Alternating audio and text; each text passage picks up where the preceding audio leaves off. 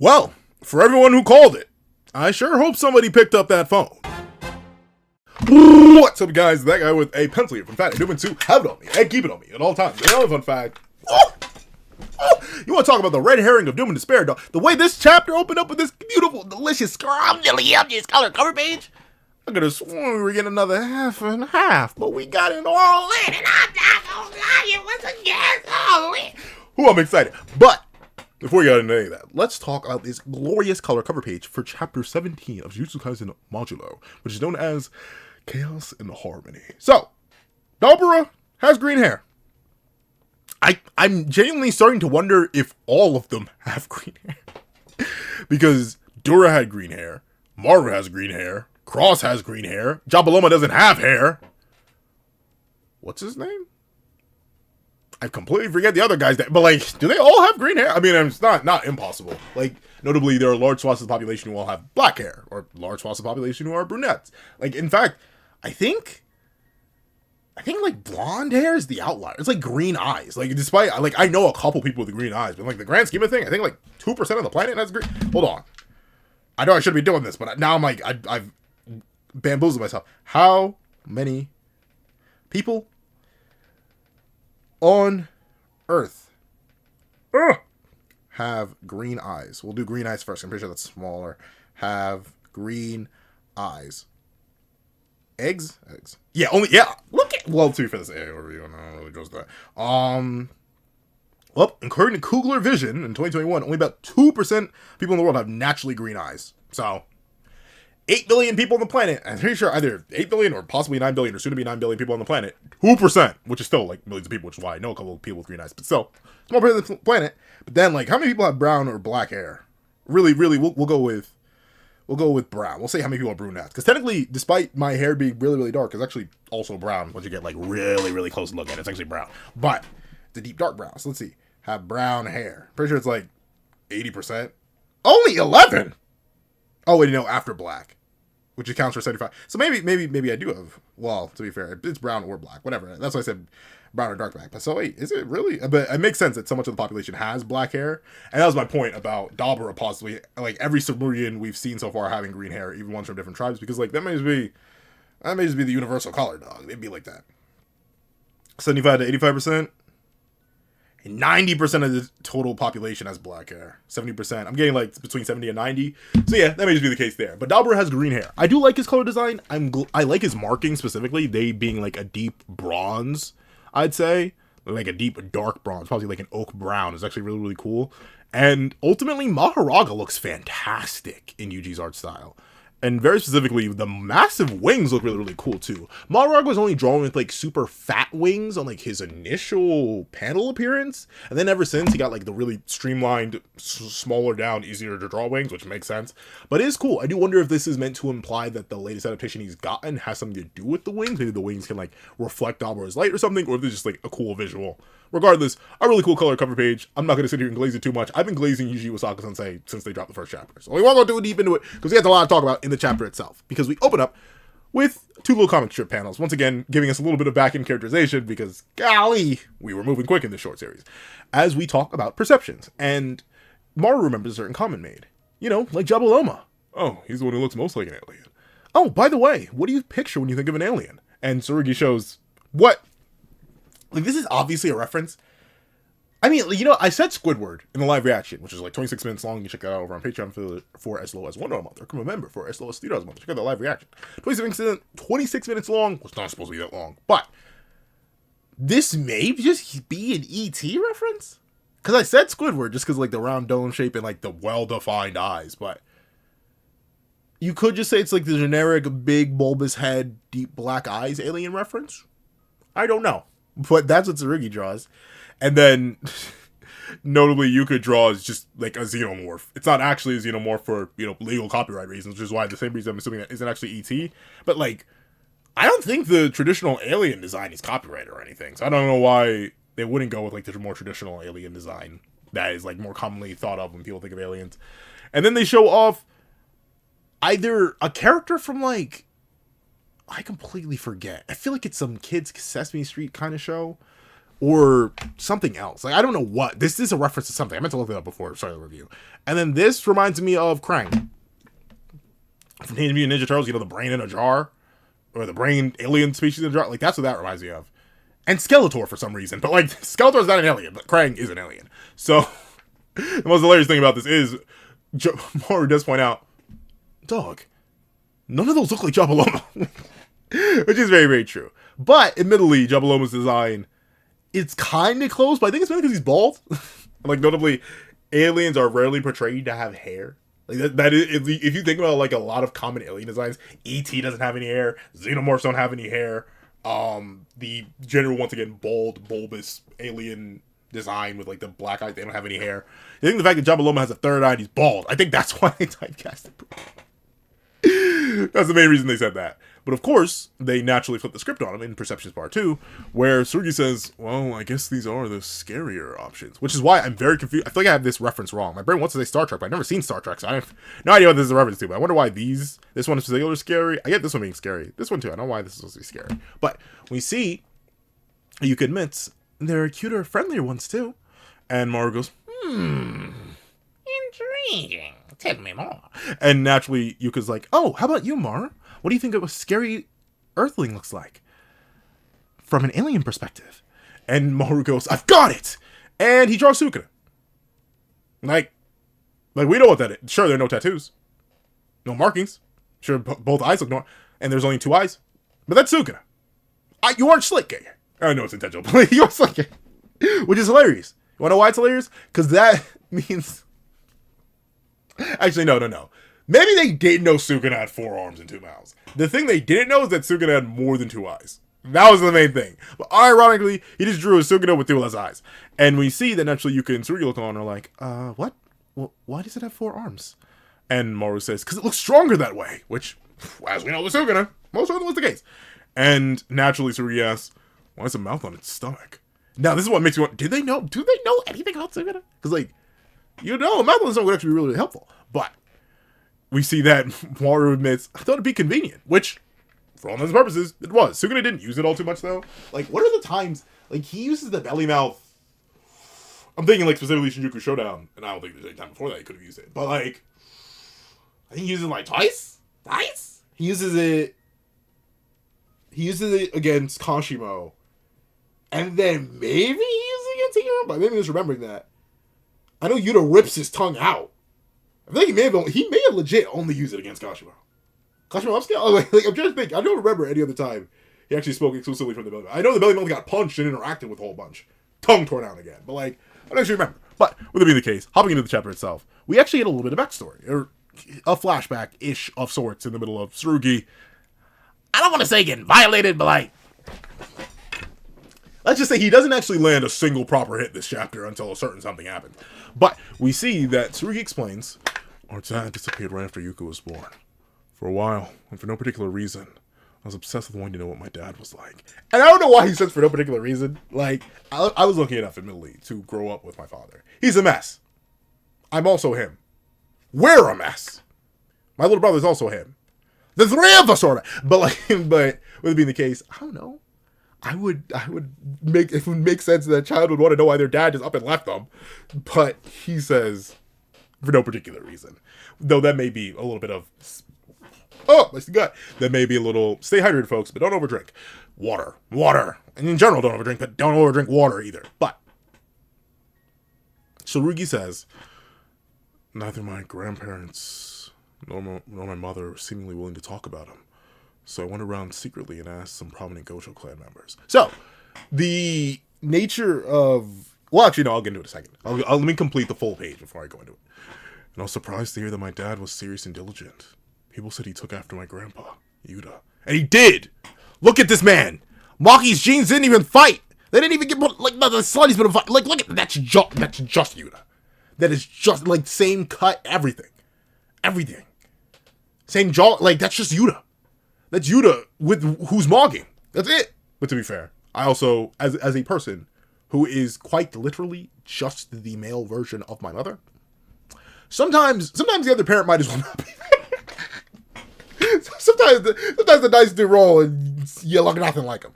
I'm thinking like my cousins who are also like either carbon copies of one of their parents, and then like the other parent was like, good work, good effort, glad you made them, but I don't see you at all.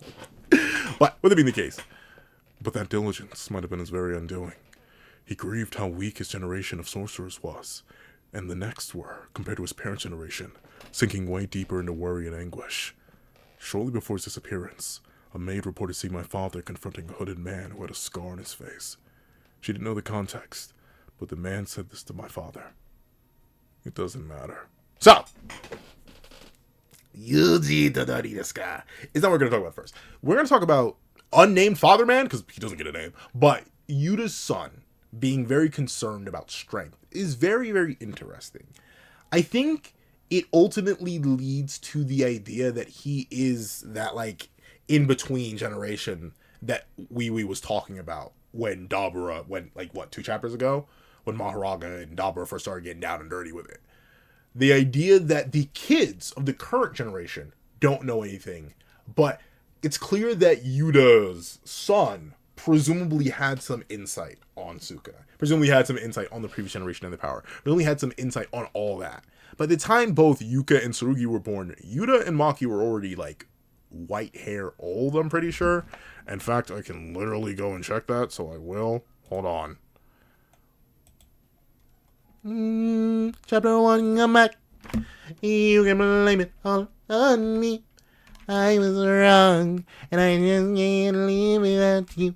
Yep, ever since Yuka was this age, which presumably, yeah, age 6. So, they were already old and gray. They may have still been fighting. Like, Old Man Yuta may have been a thing. And then I believe Maki was also old. Let me get there. Where is it? Yeah, Tsurugi at age 7. Yeah, Maki was already all whited out. So, like, it's very likely that the reason both Yuka and Tsurugi just don't know anything about Sukuna. Funnily enough, this probably does feed actually into the opener of the chapter. I was wondering, like, why are we talking about perceptions? But perceptions are actually very important to this chapter in many ways, considering even the very end of the chapter is all about the perceptions, or at least how certain people feel about certain people. But, hold on, let me fix this. Get back in there. Fine. You want to play hardball? You want to play hardball? Or this? Yeah, buddy. But wait.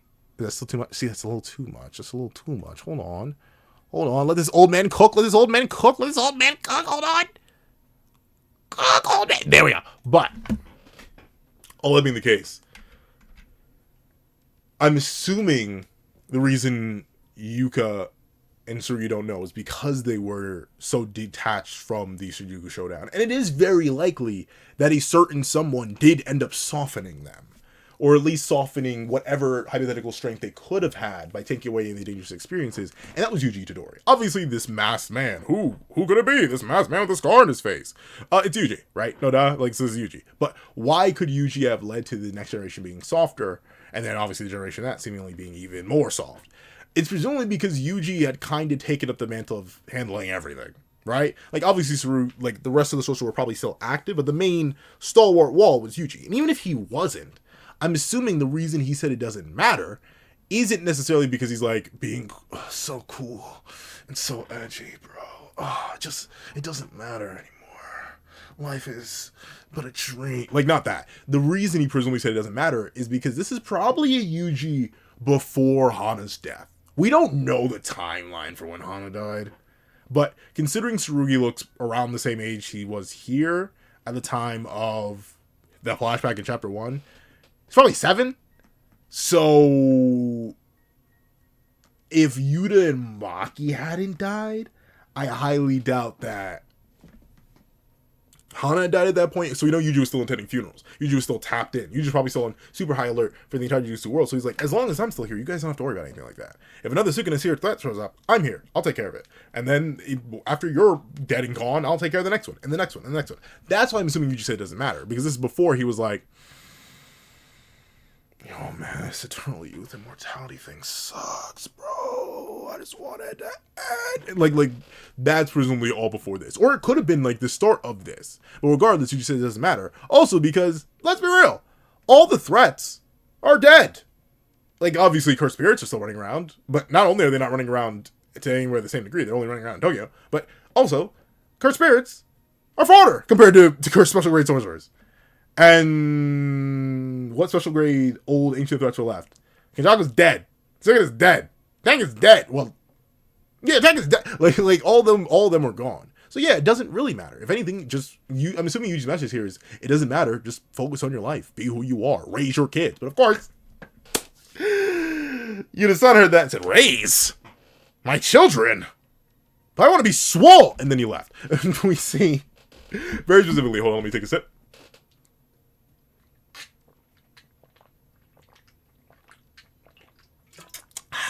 Oh, my tongue is dry. Why? Stay hydrated, folks. But we see Tsurugi wonder, why did my father disappear after Yuka was born, but not right after my birth? Presumably, she had the 10 shadows.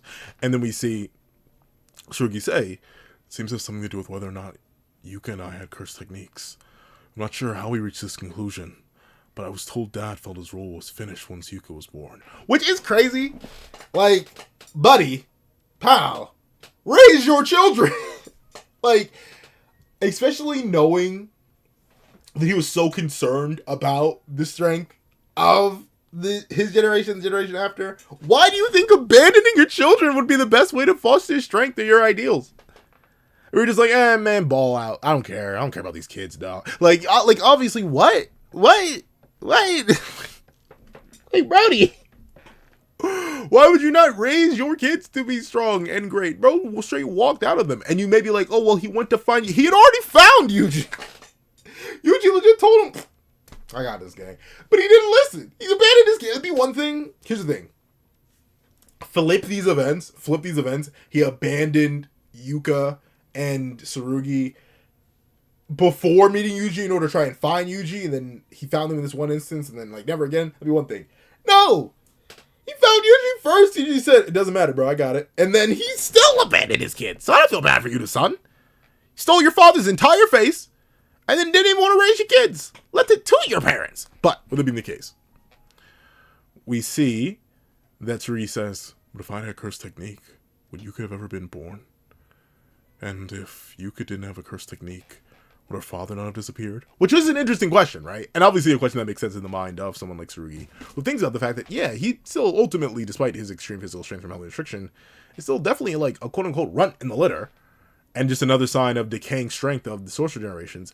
Meanwhile, Yuka having the forbidden technique of the 10 shadows is technically, even if it is not a good sign to just woo away on your family, it technically was a good omen in the sense that, okay, so powerful bloodlines are still being passed down. All it was a tool to carry a powerful bloodline.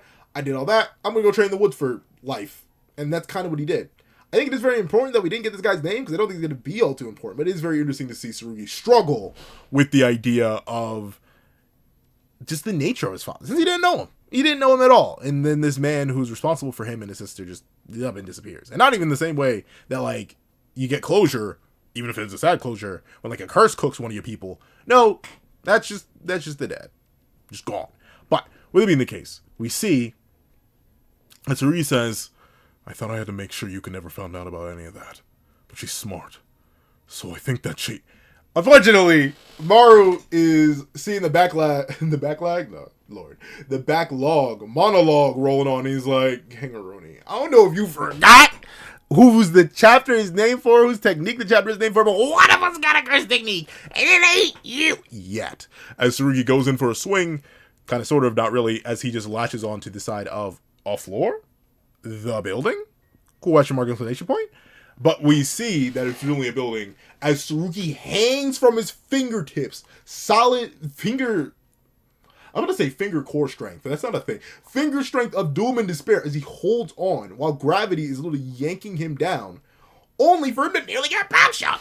As he says, his curse techniques makes no sense as usual. Which, it technically kind of does, it doesn't. I'm assuming this has something to do with... Not necessarily... You could argue because, once again, with the whole perceptions things, it could be about perception.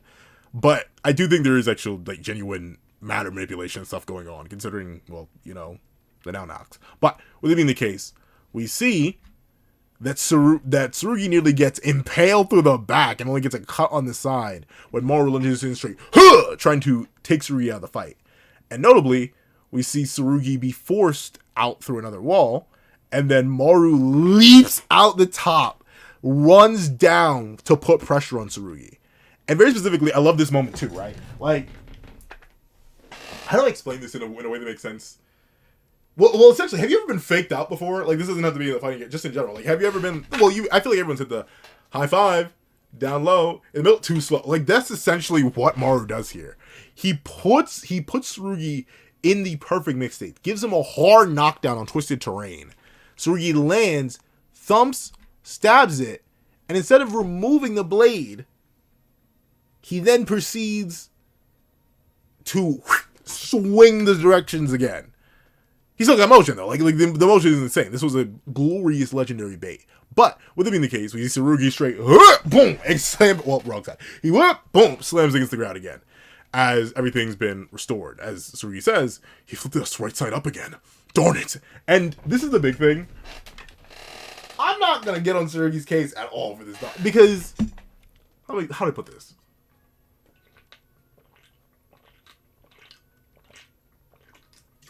I like that. Say hi, folks. But Tsurugi is kind of in the worst possible position. Maru was already kind of low end relative to him, if not pretty consistently relevant to him before he started using his curse technique. So he doesn't have any curse technique boosts he can use, and it seems like Maru is still holding back. As we see, as Tsurugi slammed on the side, Maru goes in for a down pierce. Tsurugi quickly hits the stand up, blood dripping from his cheek as he swings for Maru. But then Maru tricks him. He essentially jabaited him. As you see, the panel flows, so his face is down here, drawing you to the sword. The swords seems to overlap each other and go into each other. And then suddenly, clang!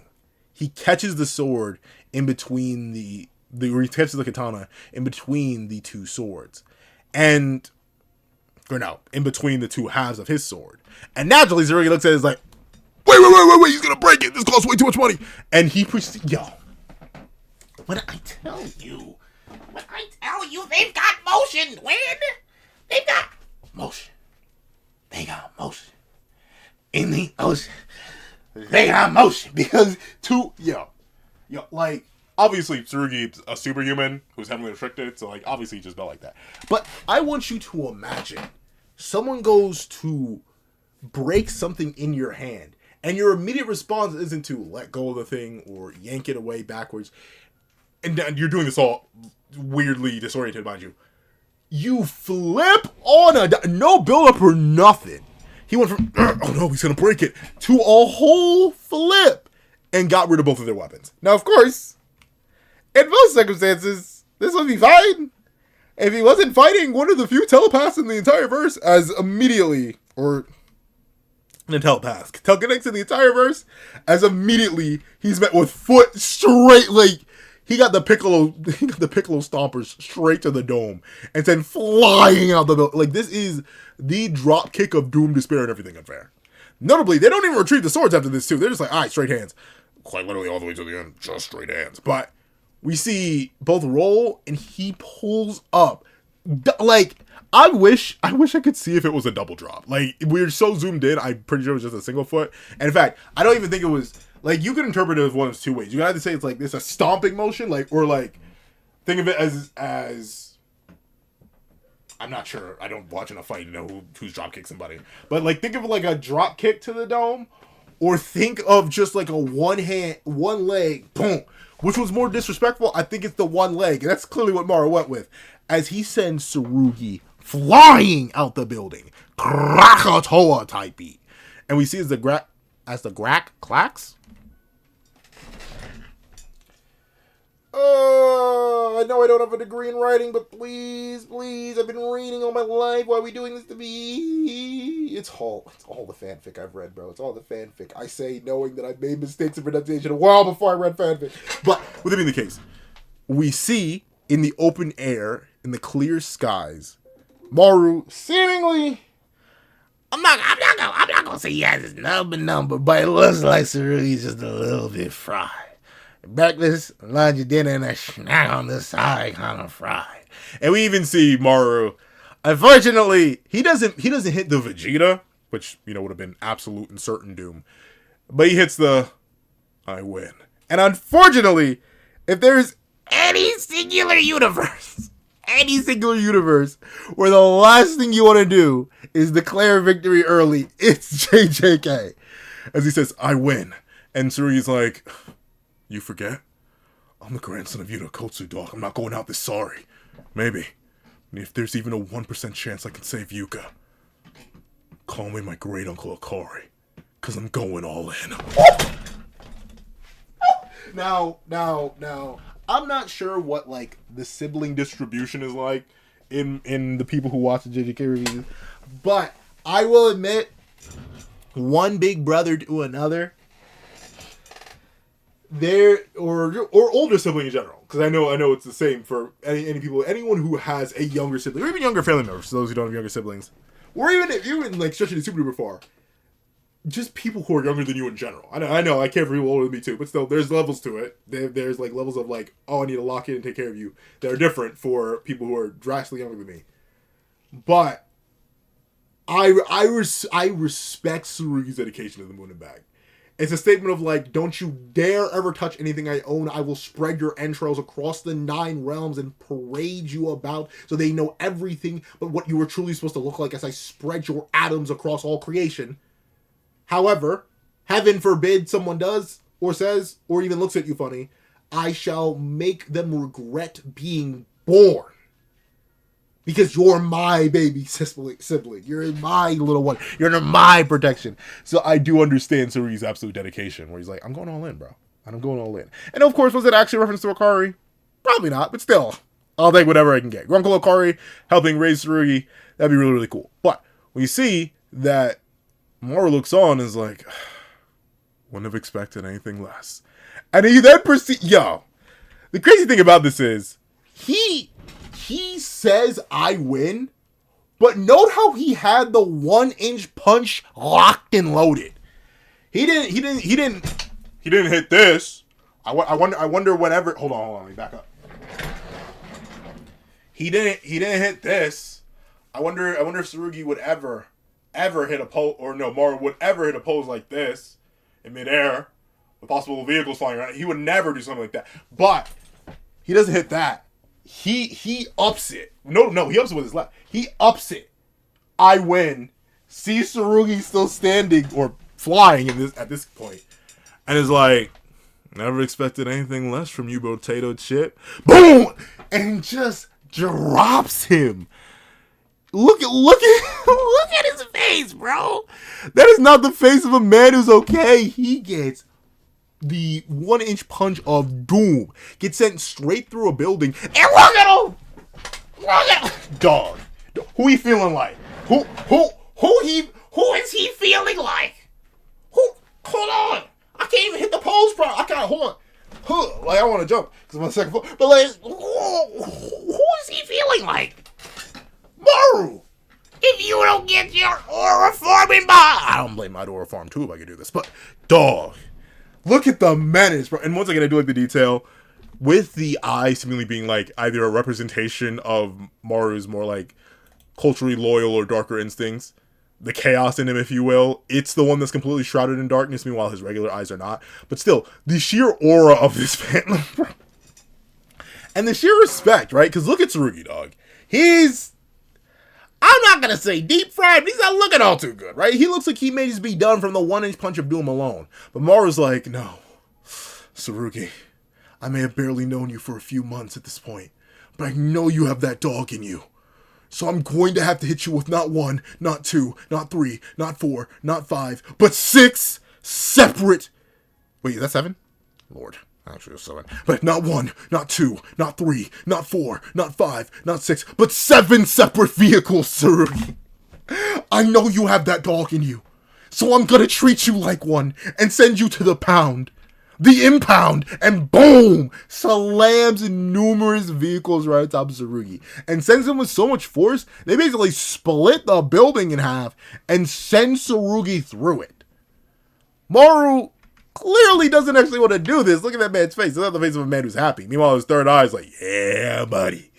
Yeah, buddy. Take down that stupid, weak, ugly little earthling dog. Show him real respect. Break every bone in his body. Mars like, oh, I have to do this to my friends, bro. I want to do this to my friends, man. No. But of course, it seems to be over, right? You know, very few people in the entire verse are living the 6-7 car combo like this. But we see Tsurugi just, oh, my bones. Oh, my bones. What am I even fighting for anymore? I can't feel my bones. Except of course he can still feel his bones, I think. But we see he's laid out. And Tsurugi says to himself, Yuko was born with something incredible. So yeah, I'm sure she'd probably have been proud to have an equally incredible death. Which is always it's always an interesting thing, right? I do understand that life is kind of like capped off, if you will. Like you do have a beginning and end, right? Like there's no life that starts and just plays all the way for the rest of eternity. That's not a thing. Unless you're Yuji Todori. But I never necessarily got the idea of, how do I put this?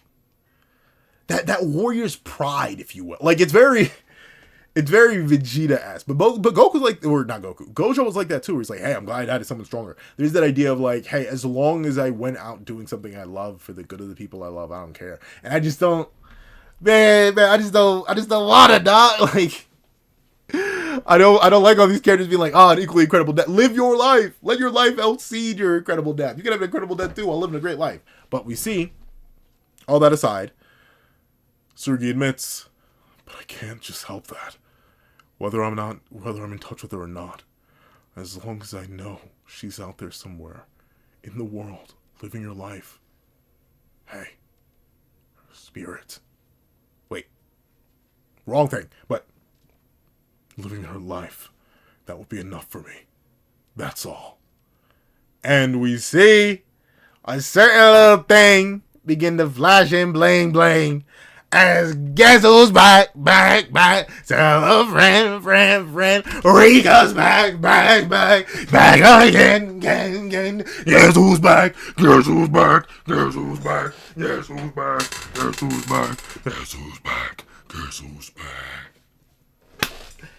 Everybody called it, right? Like everybody named Mama. I'll admit, I was a teeny tiny bit skeptical because I saw two types of third parties going on. I was really expecting like a Yuji or a Mahito third party. Because I need to remind y'all, Modulo is a short run series. We're on chapter 17. I'm not sure how many chapters I'm supposed to go for or how short run this short one is.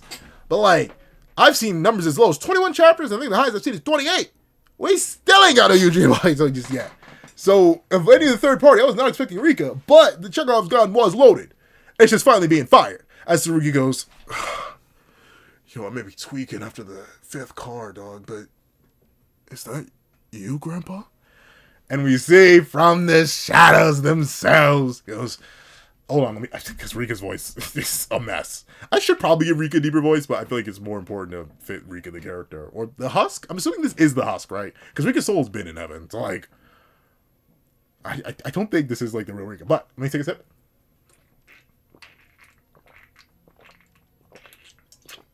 Ooh, my tongue is dry. Why is my tongue so dry? It's weird. It's like, the middle section of my tongue. For some reason, it's consistently dry. I don't know why. But we see Rika saying, ew, how awful. You ended up looking like her instead. Legitimately. As much as I was clouding on Maki's genetics, not fighting at all. I will admit, Tsurugi does look a lot more like his grandma. And like, notably, I don't, like, at least as a gentleman, I don't look like either. But funny enough, I look like my mom, but my mom doesn't look like my grandmother or like her mother. And then my other grandmother on my dad's side, my paternal grandmother, I have her nose. If you look at it the right way. I have a specific trait that she does, both her and me. And I unfortunately, I never met her. But apparently an interesting shared trait between us. We both start sweating from our nose. Like, very specifically, the first ever sweat beads that'll form in us is in our nose. I don't know why. I'm one of the few, like, she has a lot of grandchildren. Real big family. So, like, a lot of grandchildren. But I'm, like, one of, I think, like, 4 of her grandkids who inherited that. Of all things. I don't look like her. I have her nose when you squint. Also had big hands, which she also did. She also had very large hands, apparently. So, my massive grippers, they come from her. But then again, also my dad just had big hands. So did my mom. Like I'm from a large family. But literally and figuratively. But all that to say, Tsurugi does look a bit more like Maki. So I don't blame Rika for being a little bit disappointed that she had to watch from the chair. Because, Rika had to watch. She couldn't do anything, but she had to watch. Because this is technically, in a weird roundabout way, the Hutt's original soul's step-grandson?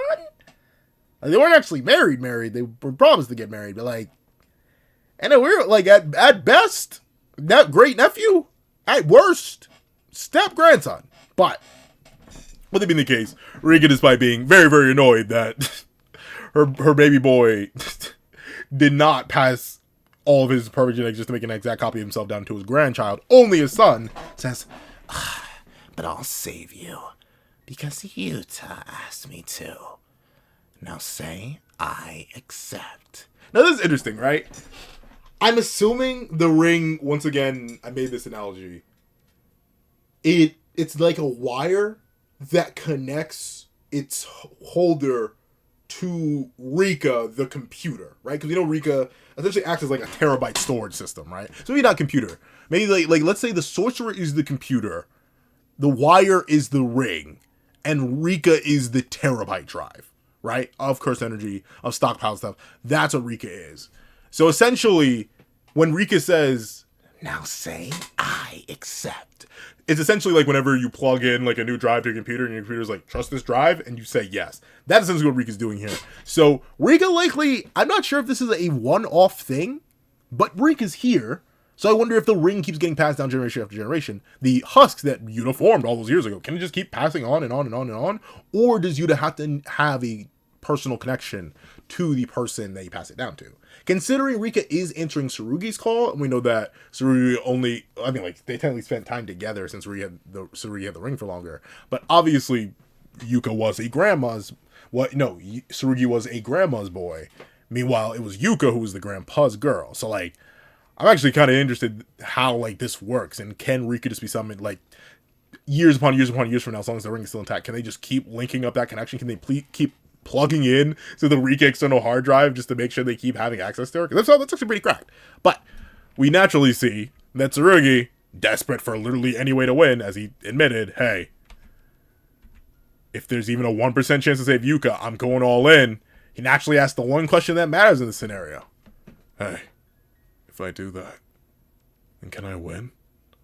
And naturally Rika's like, for realsies? Stupid. What a foolish question. Which is hilarious. Once again, I don't know, because I can't tell, we didn't get enough elaboration. Does he even know about Rika? He has to, right? But then again, they don't know what Sukuna even look like. It's like I'm very confused about how much they know or how much they don't know. But we see Tsurugi putting all in and saying, I accept. And Maru, it's my favorite face of the chapter. He's like, nope, this is one of the rare times when all the Sumerian's eyes are lined up, dog. All wide-eyed, like, bro, what? Genuine look of terror, doom, and despair. He's like, you have got to be kidding me. I hit him with 7 trucks. Why is he getting back up? And why am I sensing cursed energy? But we see something very interesting. This is a very different union, let's say, between the Akotsu family member and the wielder, or the husk of Rika Orimoto, as we see these tentacles that presumably were Rika's hair. Well, actually, probably not, because Rika still does have hair in this form. But these bindings of cursed energy wrap around Tsurugi's body as Tsurugi rises up. It's still in this chaotic world that Maru has created. But naturally, Maru's like, what? Am I? No! Cursed energy. It's definitely not Tsurugi's. Who are you? And we see Rika ain't in the mood to ask no question. Look at him! Dog, I don't know what everyone's posted up in this chapter. Everyone's got all kinds of aura. We got Mara hitting the 1-inch punch. Mara hitting the like. I don't even know what this is. I want to say like a Frieza, but like just a telekinetic kind of move. We had the hunch. Yo, hold on. Look at it. Look at it. Look at that emotion, dog. And Rika goes, "Who are you?" And begins stomping forward, and not just stomping forward. Blitz of Doom, boom! One tap, one hit to Maru. Or so you think. Because he blocked it. Minimal damage too. That's my goal. So, Maru upscale. It's all me. Maru upscale. But, actually, I'll read this last page, then I'll go into the thing I want to mention. Hey, thanks for the help, but don't just go saying whatever you want. Well, isn't somebody cocky? I'm going to go tell Yuta in heaven and tell on you. And I'm going to go to Yuta in heaven and tell on Yuta. And we see Tsurugi saying, will they even let you in heaven? Which, oh, Tsurugi, I have a story about your great-great-uncle. Not your great-uncle, Uncle Cory. Not that guy. Your great-great-uncle Toji. He's in heaven. There's another guy I need to tell you about. He doesn't have any relation to you. But, Suguru Geto? He's in heaven. So, like, your universe is a little bit more forgiving. But we see that Rika says, you make me so mad. And considering this is the Husk, he's actually probably right. That's probably right. But, a couple things I do want to know. First things first, Rika is not acting like a Shikigami. She's acting like a fusion, or like a transformation state for Tsurugi. This is interesting. I kind of would have loved it if she had just, been a Shikigami so we could actually see like a hand-to-hand fighter work alongside Rika. It would have been neat. Obviously, Yuta definitely did do some hand-to-hand back in Sendai, but I'm talking like intense hand-to-hand. Yuta is primarily a swordsman, right? So we've usually got to see him swording alongside Rika. But still, this fusion idea is cool. It would explain why it's like a more contract I accept kind of thing, because they're literally fusing together. This is why I think maybe it's a bond specific to, like, just the grandkids or someone Yuta personally knew. Because if he didn't have this bond with people, maybe Rika wouldn't even answer the call. She's like, yeah, I know you're his great-grandson, but, like, I don't know who you are. So it may be a very specific thing, and she's manifesting through fusing. Notably, though, it is legit just her head, though. Like, sure, the long flowing hair and everything, and that's all cool, but it is just the dome. It's like a mask that clanks on around Tsurugi's actual body, and notably, they're in a dualistic form, where both can speak at the same time, meaning like the Rika head itself is speaking, and then Tsurugi himself is speaking. So, that's cool to see. It's almost Angel Hana / Yuji Sukuna-esque, but it's much more literal as their powers are really fused together. But, the main thing I actually would want to point out is look at Tsurugi. We don't see his face, which took a lot of damage, but let's go back here. Actually, his hands didn't take too much damage either. Gosh darn it. My point. No, my point. I was trying to make a point, but I literally can't see the point I was trying to make. But my main question is now, especially with, the lack of the Yuji third party or the Modulo third party. I've seen a lot of Yuji third party versions of this fight where they're in the middle of sword clash and Yuji just grabs both and he beats them both up. That was really cool. But the main thing I'm wondering now, can Yuka actually be saved without a Yuji third party on the Maharaga fight? Because remember, the issue is that no one had RCT on the level of the old ones. But you know who, shockingly enough, has literally arguably the best external RCT feat in the entire series? Rika! Then this seems to be fully manifested Rika too. Not even a little small ball Rika. Well, to be fair, maybe it's a little bit small ball. But with that being the case, this is seemingly a fully manifested Rika. Overflowing with cursed energy. Remember, she was able to keep Yuta's body alive after he was cut in half. And then his brain ripped out. So I wouldn't be shocked if they end up coming to a conclusion where they find out that Tsurugi can heal people, then his immediate objective is to get to Yuka and just heal her directly. Because presumably the current RCT user of this era just isn't strong enough, but a hypothetical Rika from the old era would be. I mean, you can still have Maharaga get absolutely annihilated as you should be, but still, there is an entire possibility that that's the case. But at the same time, these two would be entirely outclassed if they went there, as Maharaga's adapted 4 times, and Dabura is Dabura. But still, very interesting idea that this may actually end up being the key to saving Yuka's life. Very, very cool. And overall, I do like the design. I like the design. I like the chapter. Hold on, let me hit it for the 2-time. Well, actually, did I even hit it for the first time? I'm not sure. But, a W chapter. Mainly because of the character work, once again. I'm telling you, Modulo is character work of the series, while also now having amazing action, too. Mainly because we get an insight on Tsurugi, on Yuka, well, an insight on Yuka through Tsurugi, and an insight on Yuji. And how he felt versus how he probably feels now. And why the Yuji third party, as each chapter passes, seems more and more and more, I'm not even going to say more and more inevitable, but more possibly not happening. Because if he says it doesn't matter, but then he was letting all this slide, presumably it does matter that the kids are strong enough to take care of themselves, because he feels like he can't do it mentally anymore. So that's interesting. So good Yuji character work. Good characterization for Yuta's nameless son. I kind of wish he did at least get his son here, or get his son's name here, but nope, he did not. Then, but of course I understand making 327 characters is a lot to add to one singular narrative. But with it being the case, that's really, really cool. The choreography is fantastic. The paneling work is fantastic. Maru's use of his abilities are fantastic. I don't think he's going all out, though. I think he's still holding back just a little bit, which I think is fine enough in order to make sure it's a fair fight against Rika Rugi? Is that what I'm calling it? Rika Rugi? Rika Rugi works. But, like, as Rika Rugi, like, it's just perfect. It's just so much great action, so much great character work, and the return of Rika. Once again, something that was just, I mean, like I like many others kind of expected it, but not in this way. So overall, just a really, really, really good chapter. So if you made all the way to the end of this video, please do me a favor and leave heaven or not, heaven or not in the comment section down below. I want to thank you so much for watching. Please remember to leave a like, share, comment, and subscribe, and make sure you hit that little notification bell so you do not miss out on any videos that come to the channel. Also, I do have a Patreon down below where you can support me for as low as $1 a month to get things like exclusive videos, early content, and more. You also now become a member to the channel for as low as $3 a month to get the same perks and more. Some of those perks include the live reactions to every other series I happen to review, including the live reaction, the 28, or no, was it 26 or 28? Somewhere around that. 26-minute live reaction to this very chapter, all previous chapters of Modulo, and all future chapters of Modulo. Modulo? I'm messing it all up. But Modulo. And then, of course, you also get your name listed at the end of every single video I ever produce. And if you are a $3 member or higher, you get your name listed and read aloud at the end of every single video I produce. And on top of that, I can stream every Friday at 8 p.m. EST over on Twitch, that guy with the controller. Feel free to roll through. If you ever want to talk about the weekly chapters or anything, roll through there. We'll have a fantastic time. And on top of that, I do my Ko-Fi link down below if you want to drop 5 beans for a short video, 200 beans for a long video, or any beans at all for the one time. Any support is always greatly appreciated. But now I want to thank you so much for watching, and I hope you guys have a wonderful day. This is that guy with the pencil, writing off.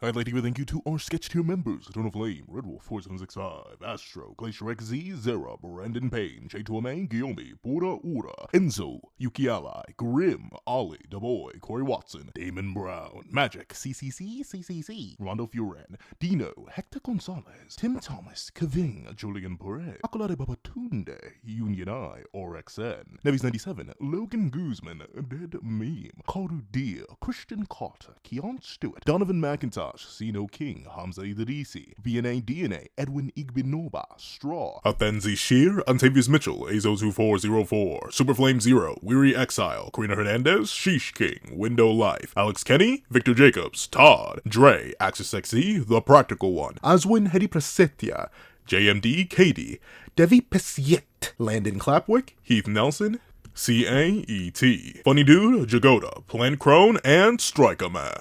Then, I'd like to give a thank you to our Art Tier patrons: A+A, Kevin Encarnacion, Sean, Dreadzoen, Midnight Lord 21, and CJ.